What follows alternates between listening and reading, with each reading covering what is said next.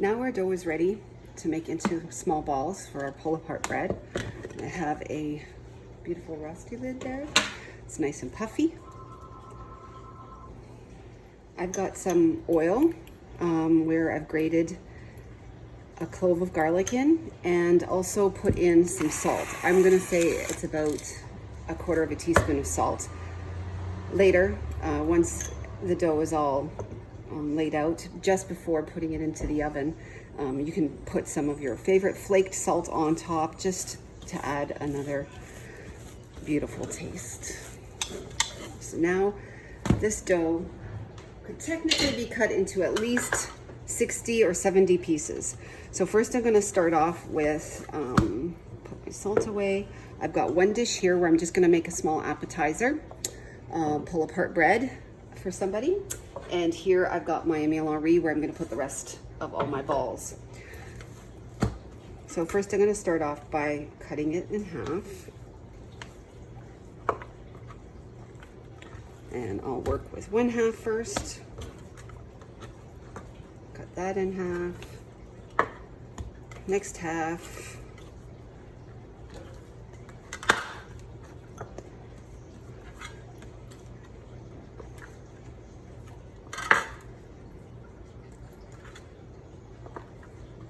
You want to have really small, tiny balls, just because that way you're going to have a lot of appetizers. You just want to have like kind of like a bite. You don't want to have like dinner roll size. And I guess you could if you wanted to and didn't have the time to make it into smaller balls. So here what I've done is taken one, cut it in half, cut that in half, then cut this in half. Now I'm cutting all of these in half.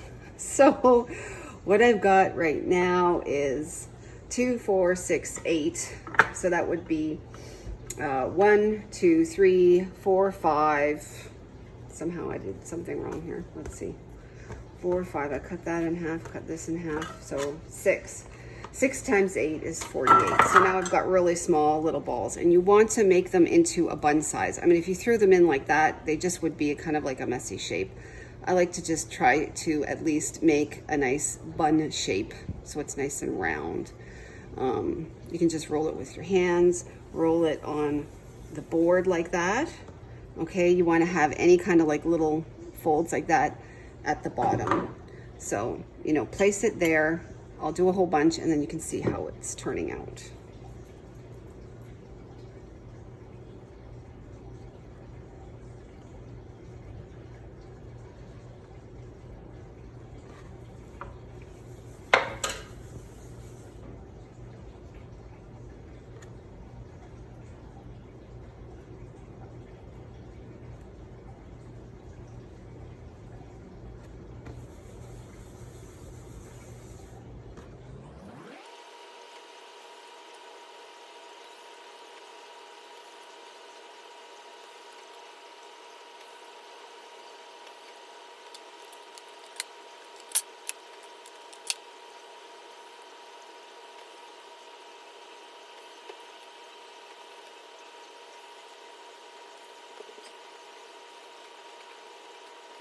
Now I've completed a whole bunch of balls, and by the time you get done, you're an expert at shaping these balls and making them into circles.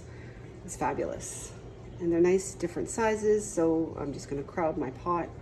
Now, most likely this will double in size. So you can already see my first layer is starting to puff out or rise. So you can just throw them all in, make a big kind of loafy thing. I try to go for a little bit of a flat look so that it just makes a nice presentation on a platter or whatnot.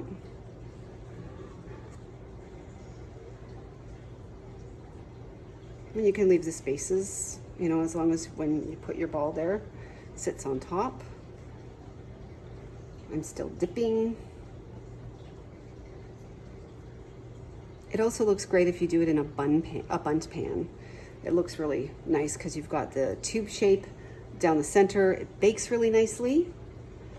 And, well, if I can use 2 hands, that'll go faster. Anyways, a bundt pan would look really nice too.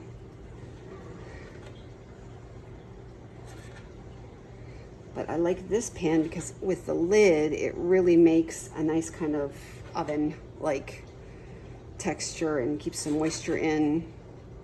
And I want these to be nice and soft, and they'll brown nicely in there. Does it look like I'm doing this even? I hope so. I tend to end up putting more on one spot than another. I'll put the lid on so that it can rise. Gets a little bit of air through the little air holes here where the handles are, which is perfect. It's kind of artistic, isn't it?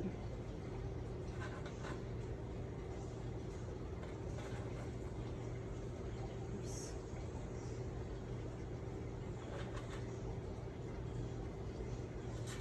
I think I have too many on that side, but I think it's all right.